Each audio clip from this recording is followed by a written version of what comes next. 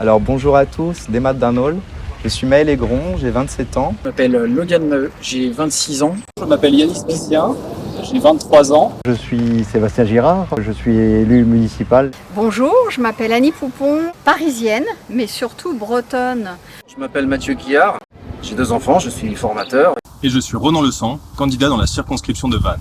Ensemble, nous formons le Front Breton, la seule alternative bretonne au parti parisien dans ces élections législatives. 13 candidats pour faire entendre votre voix à l'Assemblée nationale.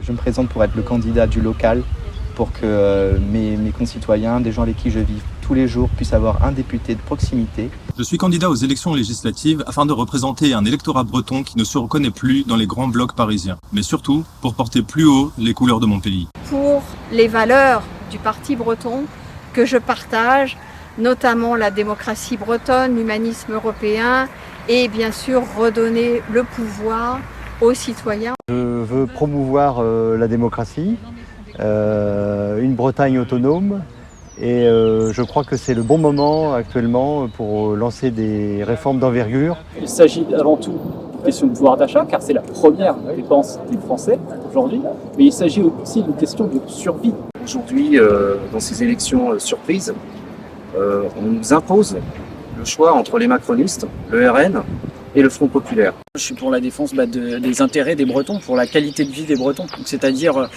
contre la fermeture des services publics, la désertion de nos campagnes. Eh bien la Bretagne, évidemment, c'est 5 départements. C'est plus de 5 millions de personnes qui vivent à l'année en Bretagne. C'est une diaspora immense à travers le monde. La Bretagne est une nation et avant tout un peuple, intégré au sein d'un État souverain qu'est la France, au même titre que l'Écosse dans le Royaume-Uni. Cependant, contrairement à l'Écosse, nous n'avons pas le droit de décider nous-mêmes de l'avenir de notre région.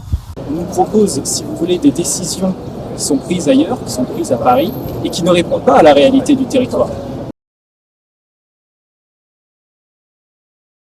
À l'Assemblée nationale, je m'engage pour nos langues dans un premier temps. Je suis pour le rattachement de la Loire-Atlantique à la Bretagne. En Bretagne comme en France, l'insécurité est devenue un enjeu majeur. Les problèmes qui sont liés au trafic, qui peuvent être liés aussi à l'alcool. J'ai fait plusieurs manifestations, j'ai pu voir des petits commerces qui n'avaient rien à voir avec certaines lois ou quelconque événement se faire attaquer, se faire piller. Je ne trouve pas ça normal.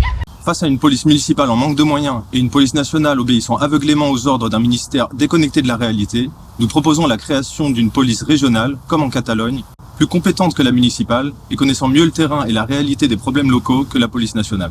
D'abord dans le domaine du logement, sujet majeur pour les Bretonnes et les Bretons aujourd'hui. Donc nous instaurerons un statut de résident qui existe déjà ailleurs en Europe, comme à Jersey par exemple, à côté d'ici, et qui fonctionne bien. Mettre tous les moyens pour qu'il y ait des réouvertures de maternités, de classes d'école dans certaines zones qui sont abandonnées. Ce que nous proposons, c'est une démocratie plus proche de ces territoires pour être plus proche de ses citoyens. Le 30 juin prochain, ne vous laissez pas piéger par Emmanuel Macron qui vous impose 3 choix. Faites le choix de la Bretagne avec l'alternative bretonne proposée par le Parti breton. Il n'y a pas de vote plus utile que celui de vos convictions. Le 30 juin, ne votez pas par peur, votez avec votre cœur.